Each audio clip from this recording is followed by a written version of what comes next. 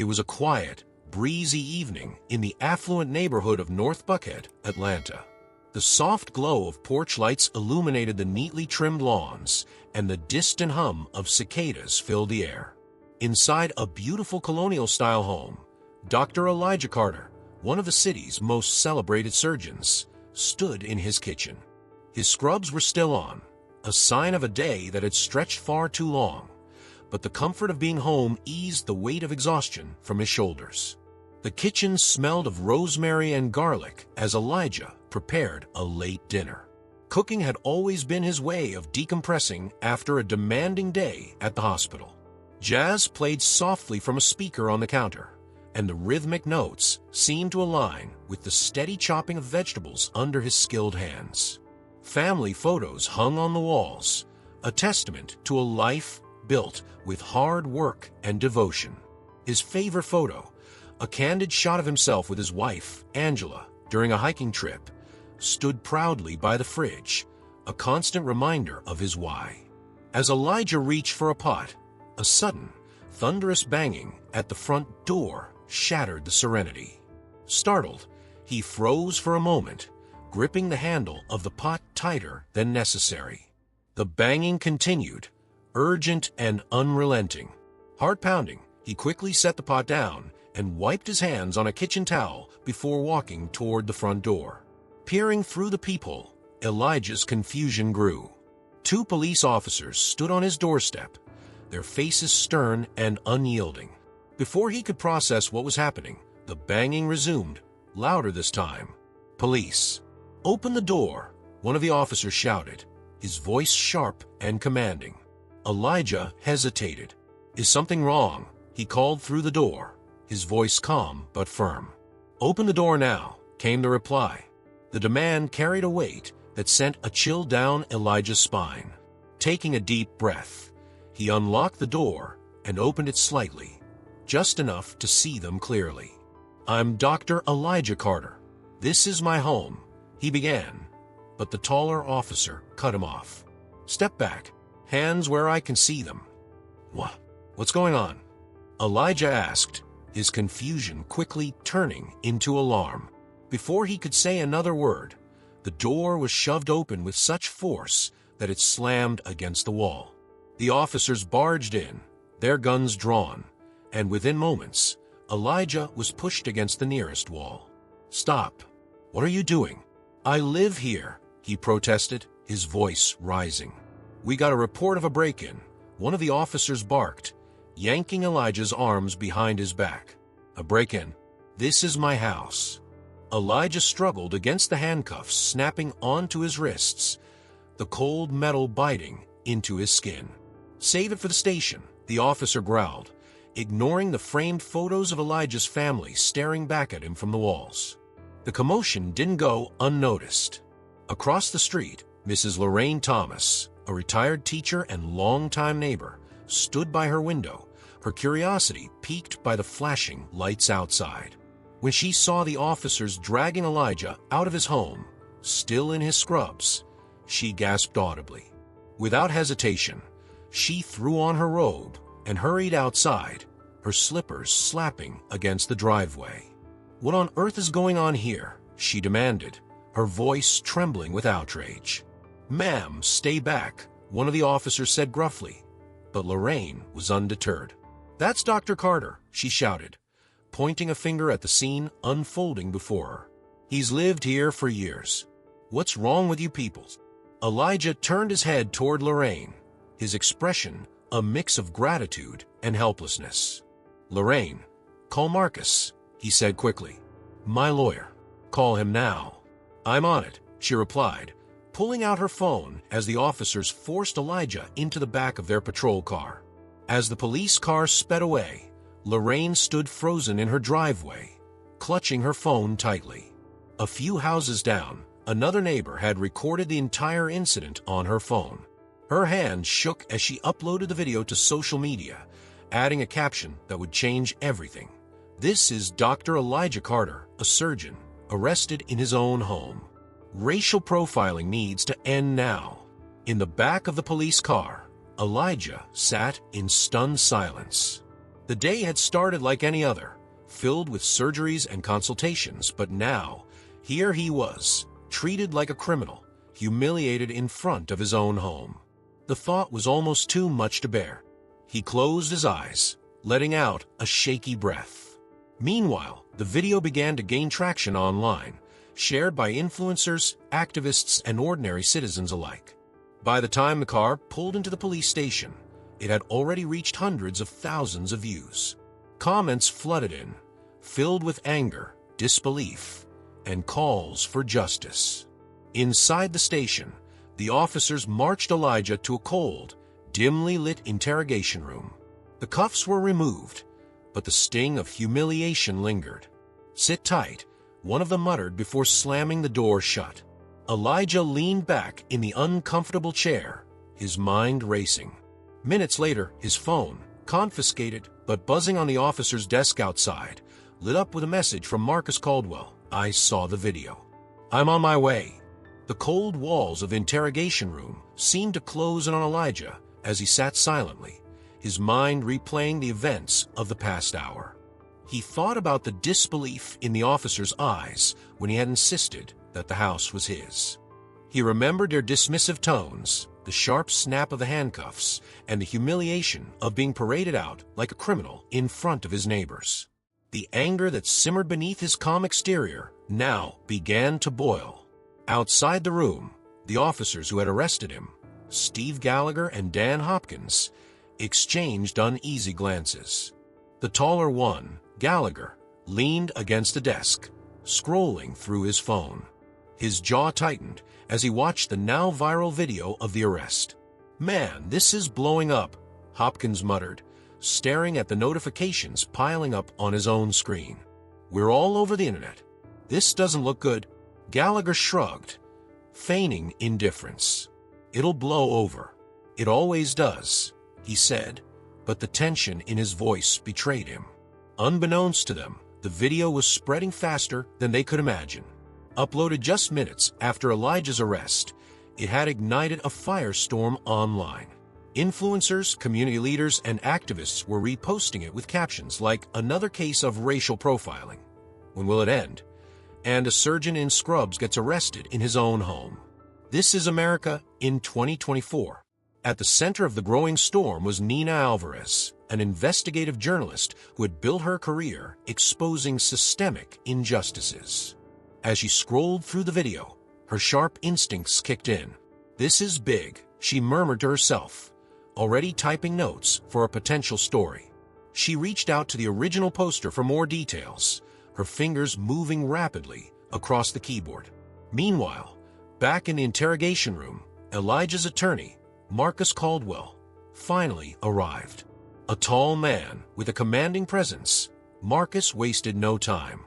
He barged into the room, his sharp suit and confident demeanor instantly shifting the atmosphere. "Dr. Carter," he said, his tone steady, "I'm here now. Let me handle this." Marcus turned to the officers standing by the desk. "What exactly is my client being accused of?" he demanded. Gallagher, trying to maintain his composure, replied, "We received a call about a break-in." He matched the description. Marcus raised an eyebrow. "Match the description? You mean a black man in his own home? Let me guess. No ID check? No attempt to verify ownership? Just cuffs and humiliation." His voice grew louder, filling the station. "Sir, we were acting on a tip," Hopkins began, but Marcus cut him off. "You were acting on bias," he snapped. "And I hope you're ready to explain your actions to a judge, because I'm filing a civil rights lawsuit before this day is over." Gallagher shifted uncomfortably, but before he could respond, the desk phone rang.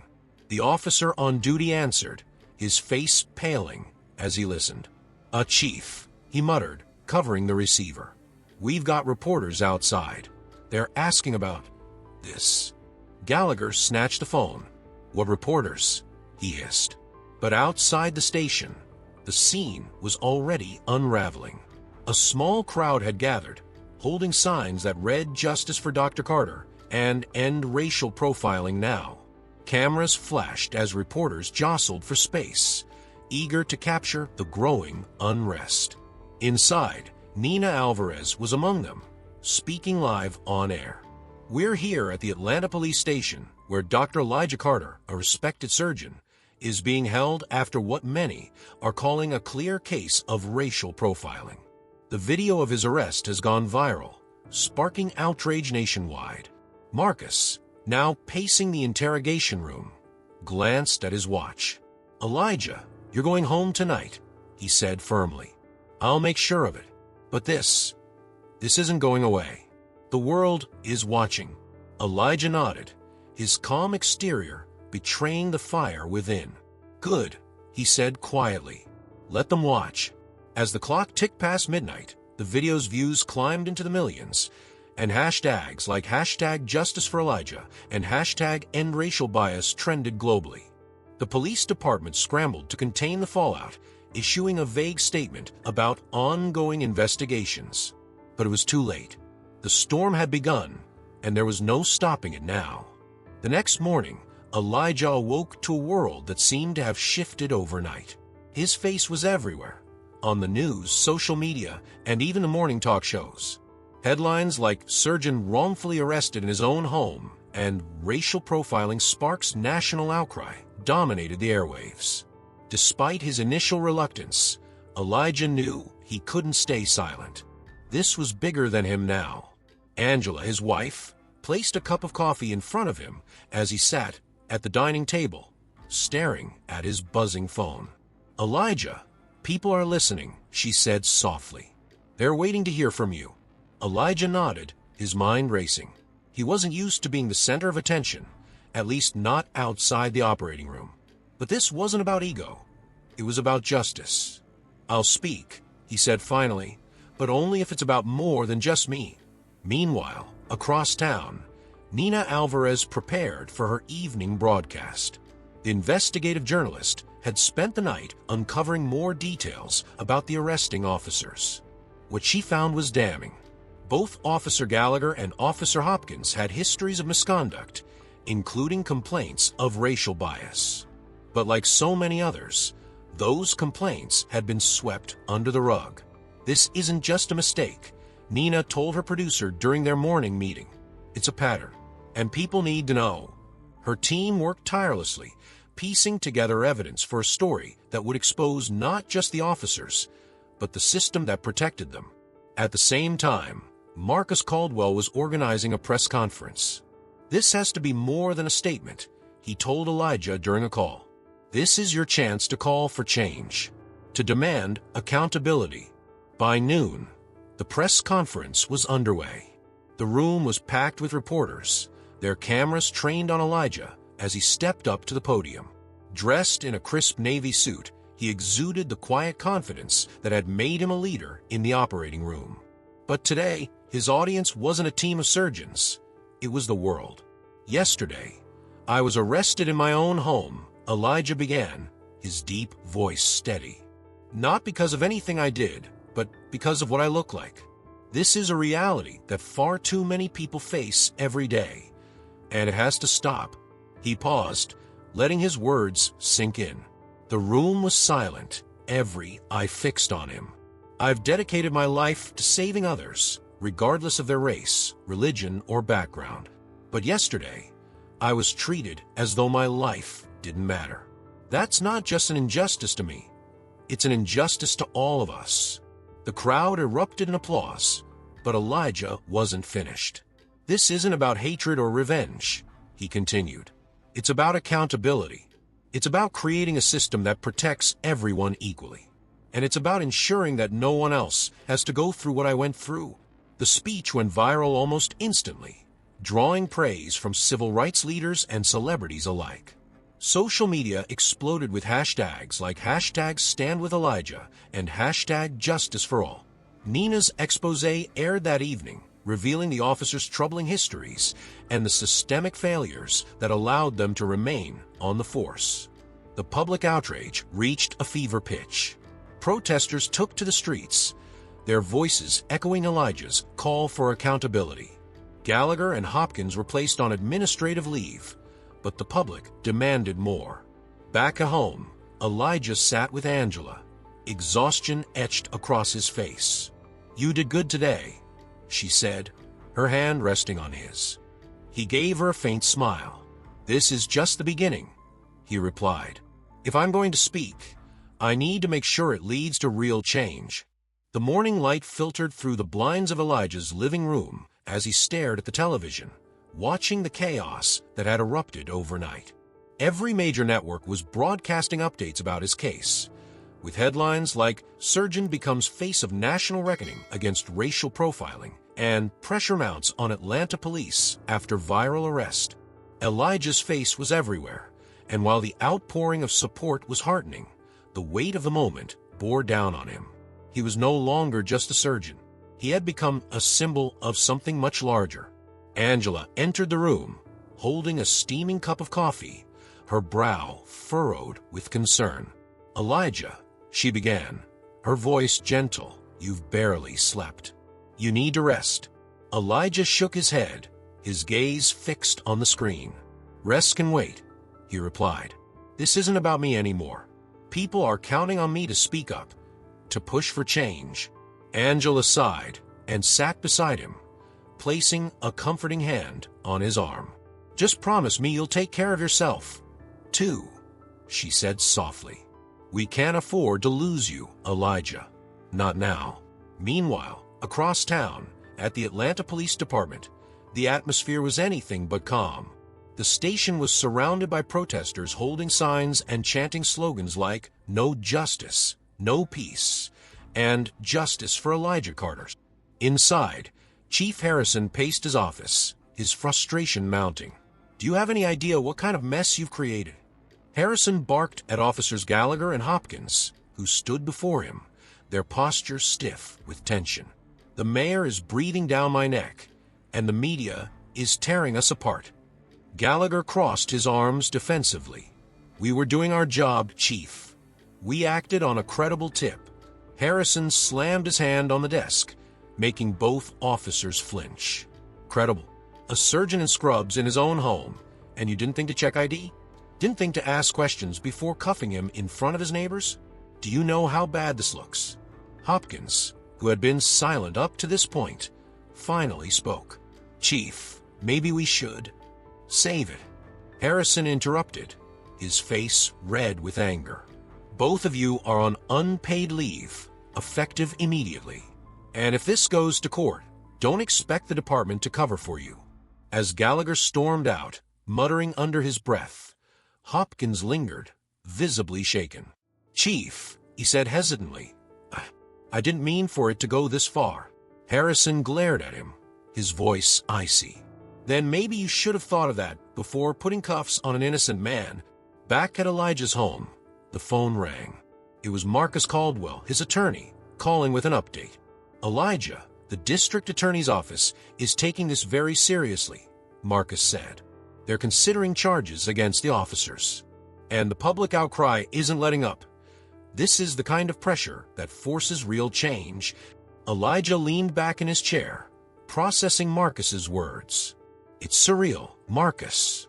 One day, I'm just a doctor trying to save lives, and the next, I'm the face of a movement." Marcus chuckled lightly. "That's the thing about history, Elijah. Sometimes it chooses you."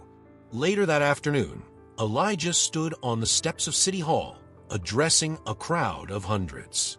The energy was electric, the air filled with chants and the hum of anticipation. Protesters held up signs that read "End Police Brutality" and "Justice for All." Cameras from every major news outlet were trained on Elijah as he stepped up to the microphone, his commanding presence silencing the crowd. "When I was dragged out of my own home in handcuffs, I felt humiliated," he began, his voice steady but laced with emotion. "But what I've realized since then is that this isn't just about me.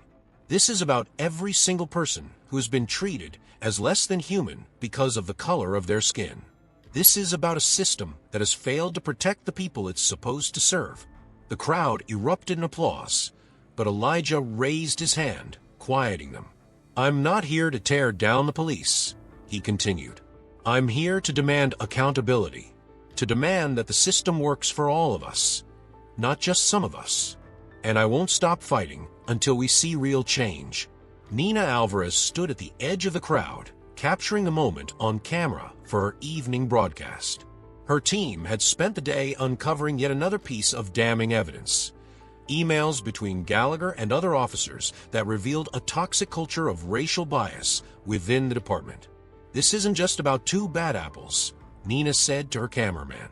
"This is about the entire tree." As Elijah stepped down from the podium, the crowd roared with approval.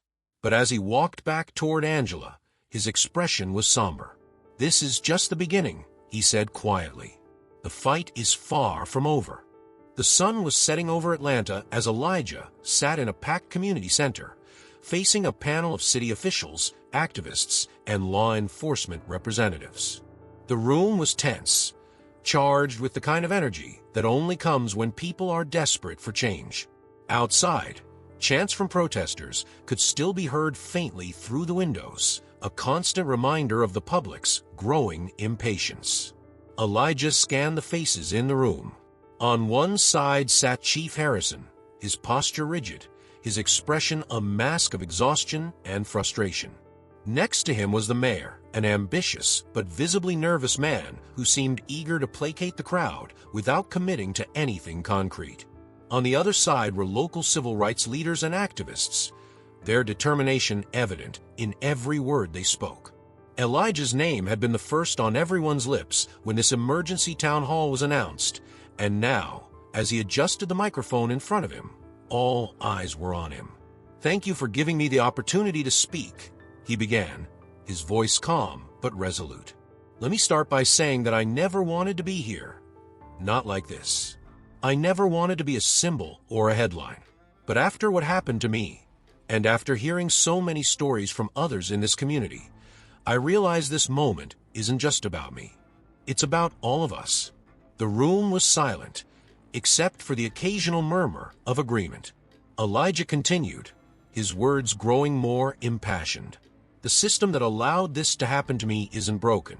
It's working exactly the way it was designed to. And that's the problem. We don't need surface-level fixes or hollow apologies. We need accountability.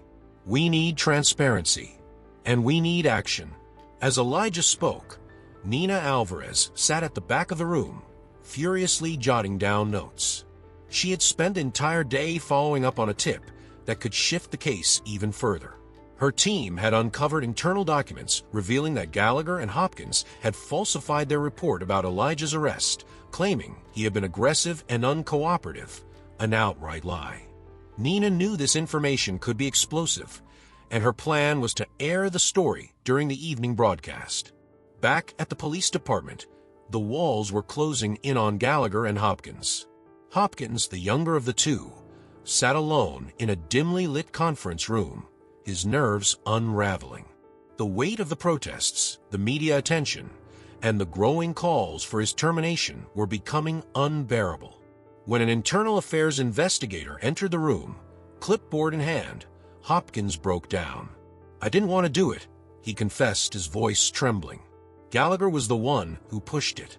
He said we didn't need to check ID, that we just write it up later to make it look clean. I didn't know it would blow up like this." The investigator raised an eyebrow. "So you're saying Officer Gallagher falsified the report?" Hopkins nodded, his face pale. "Yes. And I went along with it. But I didn't know he'd take it this far." The confession was recorded and would later become the cornerstone of a broader investigation into the department. But for now, it was another crack in the fragile wall that Gallagher had built around himself. As the town hall continued, Elijah called for concrete changes, mandatory racial bias training, independent oversight of police misconduct cases, and a commitment to greater transparency. The crowd responded with thunderous applause, their voices rising in chants of "No justice, no peace." Later that evening, Nina Alvarez's expose aired, revealing the falsified reports and internal emails between Gallagher and other officers. The emails, riddled with derogatory language and evidence of a toxic culture, painted a damning picture of the department. Within hours, the story was trending across social media, with hashtags like hashtag corruption exposed and hashtag justice for Elijah dominating the conversation. Elijah watched the broadcast with Angela by his side. As the segment ended, she turned to him, her eyes filled with both pride and concern. "You're making waves, Elijah," she said softly. "But this fight, it's taking a toll on you." Elijah leaned back, letting out a deep sigh. "It's exhausting," he admitted. "But if we don't push now, when will we? This is bigger than me, Angela. This is about creating a future where people like us don't have to live in fear." Outside, the sounds of protest continued late into the night, a reminder that the fight for change was far from over. The fallout from Nina Alvarez's exposé hit the city like an earthquake. By morning, the evidence of corruption and racial bias within the Atlanta Police Department was front-page news. Clips of the leaked emails and falsified reports played on a loop across every major network, sparking outrage and calls for immediate action. The city, already simmering with anger, erupted into a full boil. The mayor, under immense pressure, held a press conference to address the growing crisis.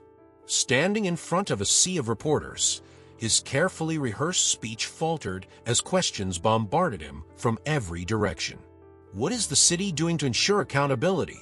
one journalist demanded. The mayor cleared his throat, beads of sweat forming on his forehead. "We are launching an independent investigation into the department and implementing immediate changes to oversight procedures," he announced, his voice shaky. But his words did little to pacify the public. Outside City Hall, the crowd of protesters had doubled overnight, their chants echoing through the streets. Signs reading "Clean up APD" and "End Racism Now" waved in unison, the voices behind them resolute. Among the protesters was Lorraine Thomas, Elijah's neighbor, who had been one of the first to defend him publicly. With a megaphone in hand, she shouted, "We're not just fighting for Dr. Carter. We're fighting for every single person who's been silenced by this system." Back at the police department, the tension was palpable. Officer Steve Gallagher sat in a stark, windowless room, his face flushed with anger as he reviewed the latest reports. His career, once a source of pride, was unraveling before his eyes. Gallagher slammed a fist onto the table, muttering curses under his breath. In another room, Officer Dan Hopkins sat across from Internal Affairs investigators. His hands trembled as he signed a statement admitting his role in the falsified reports and pointing directly at Gallagher as the mastermind behind the arrest. "I didn't want to go along with it," he stammered, his voice barely above a whisper. But Gallagher said it was standard. "He told me it would be fine." The investigators exchanged knowing glances, their pens moving swiftly across their notebooks. Hopkins' confession was the final piece of evidence needed to build a case against Gallagher, and it was clear that the department's leadership would not emerge unscathed. Meanwhile, Elijah was meeting with a group of civil rights leaders and local officials to draft a set of policy reforms. Sitting in a conference room, he listened intently as ideas were exchanged. Some pushed for immediate terminations of officers with misconduct records, while others emphasized the need for broader cultural changes within law enforcement. "Elijah," one activist said, turning to him, "your voice is what's moving people. What do you think should happen next?" Elijah paused, his hands clasped together as he gathered his thoughts. "Accountability has to come first," he said firmly. "The officers who did this need to face real consequences.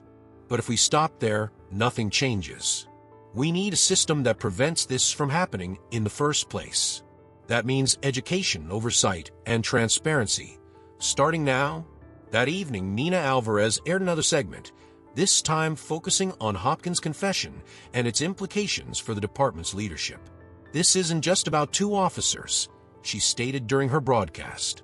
"It's about a culture of impunity that has been allowed to fester for far too long. And the people of Atlanta aren't standing for it anymore." The segment included footage of the protests, now stretching across multiple city blocks. The camera panned to Lorraine, her voice carrying over the crowd. "We're not just here for Elijah. she declared. "We're here for every person who's ever been profiled, silenced, or ignored. This is our city, and we're taking it back." At home, Elijah watched the coverage with Angela by his side. The weight of the moment hung heavy in the air. "Do you think it'll be enough?" Angela asked, her voice tinged with both hope and doubt. Elijah exhaled deeply, leaning back on the couch. "It's a start," he said. "But real change doesn't happen overnight. It takes persistence. It takes everyone coming together and refusing to back down." As the night wore on, Elijah's phone buzzed with a text from Marcus. "Gallagher is being formally charged. Tomorrow's rally will be pivotal. Be ready." Elijah set the phone down and closed his eyes, his mind racing. The fight was far from over, but with every step forward, the possibility of real change felt closer. The morning of the rally dawned bright and clear, a stark contrast to the storm brewing in the city's streets. By the time Elijah arrived at the park where the event was being held, the crowd had swelled to thousands. People from all walks of life had gathered, their voices united in a chorus of chants: "Justice for Elijah! Justice for all!" Elijah stood backstage, watching the sea of people with a mixture of awe and responsibility. His heart raced, not with fear, but with a deep sense of purpose.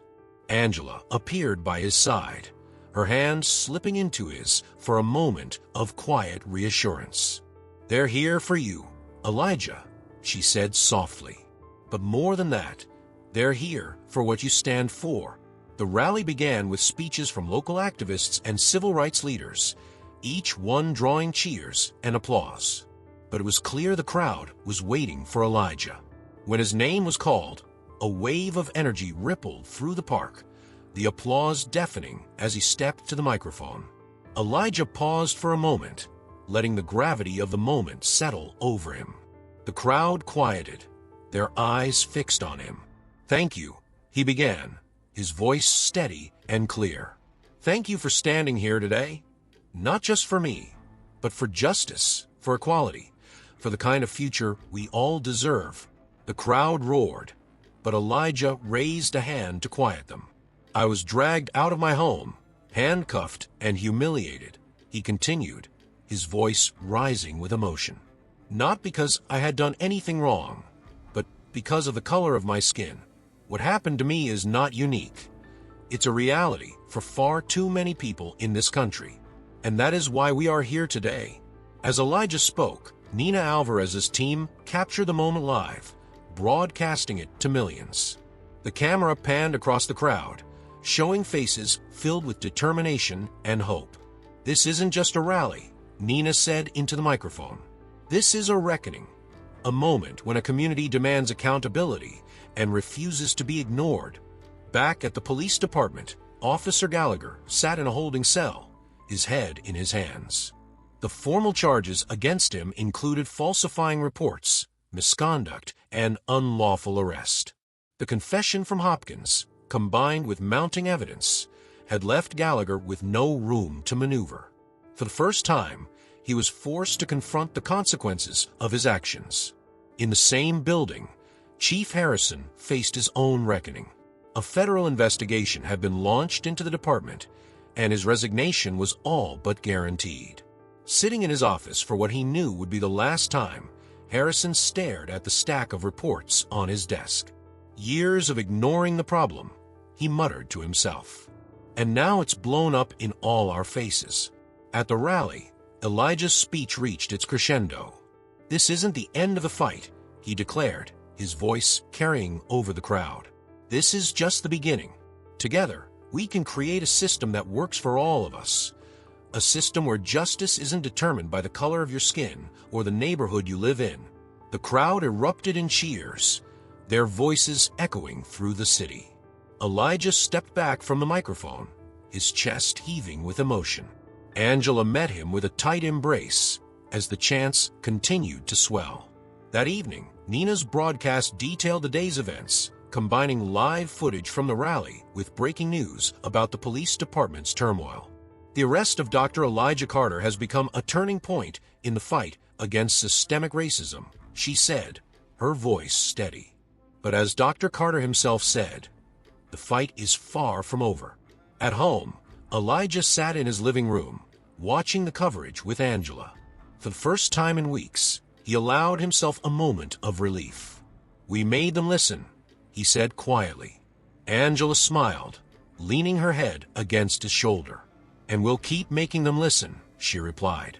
The morning after the rally, the streets of Atlanta were quieter, but the energy from the day before lingered in the air. Headlines across the country proclaimed the significance of the movement sparked by Elijah's arrest. Justice in action. Surgeons' fight against racial profiling inspires change, and Atlanta Police Department faces federal oversight after viral case. Elijah sat at his kitchen table, sipping coffee, as he read through the news on his phone. For the first time in weeks, the weight on his shoulders felt a little lighter. Angela joined him, setting down her own mug and smiling as she saw the relief in his expression. "You did it, Elijah," she said softly. "You made them listen." He nodded, but his face remained serious. "It's not over, Angela. This is just the start.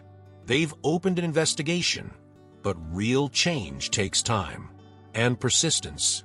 The changes were already beginning to take shape. The mayor announced the immediate implementation of mandatory racial bias training for all officers and the creation of an independent civilian review board to oversee police misconduct cases. Chief Harrison, under immense pressure from both the public and federal authorities, resigned, marking the end of his career. Officer Gallagher faced a court date, his charges carrying the potential for both prison time and a permanent end to his law enforcement career. Hopkins, though spared criminal charges due to his cooperation, resigned from the force and issued a public apology. "I made mistakes," he admitted in a televised interview, "and I have to live with those mistakes. But I'm committed to learning and doing better." Elijah's role in the movement only grew. Civil rights leaders invited him to join a national task force on police reform, and his insights as both a victim and a respected professional brought a unique perspective to the table. Though hesitant at first, Elijah accepted, understanding the importance of using his platform for broader change. At a televised town hall, Elijah addressed a crowd that had grown even larger than the one at the rally. His voice carried the same steady conviction that had won the hearts of so many. "Accountability isn't a one-time event," he told the audience. "It's a constant process. We must hold our leaders, our institutions, and ourselves to a higher standard. That's the only way we create the future we deserve." Nina Alvarez's final broadcast on the case highlighted the ripple effect Elijah's story had created. Across the country, similar incidents were coming to light, communities were organizing, and other police departments were feeling the pressure to reform. "Dr. Carter's fight has shown us what's possible when we refuse to stay silent," she concluded. At home, Elijah and Angela sat together on the porch, watching the sunset. The warmth of the moment was a stark contrast to the chaos of the weeks prior. "Do you ever wish none of this had happened?" Angela asked quietly, her eyes searching his. Elijah took a deep breath before answering. "I wish the system didn't need someone like me to expose its flaws," he admitted. "But if it had to be someone, I'm glad I could stand up. Not just for myself, but for everyone who's been silenced for too long."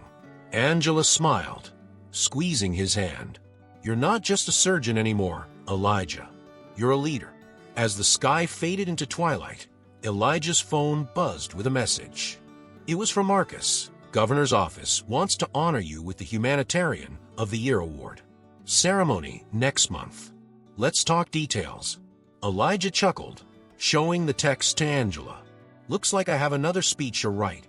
Her laughter joined his, the sound carrying through the quiet evening. Despite everything, there was hope, a reminder that even in the face of darkness, light could prevail.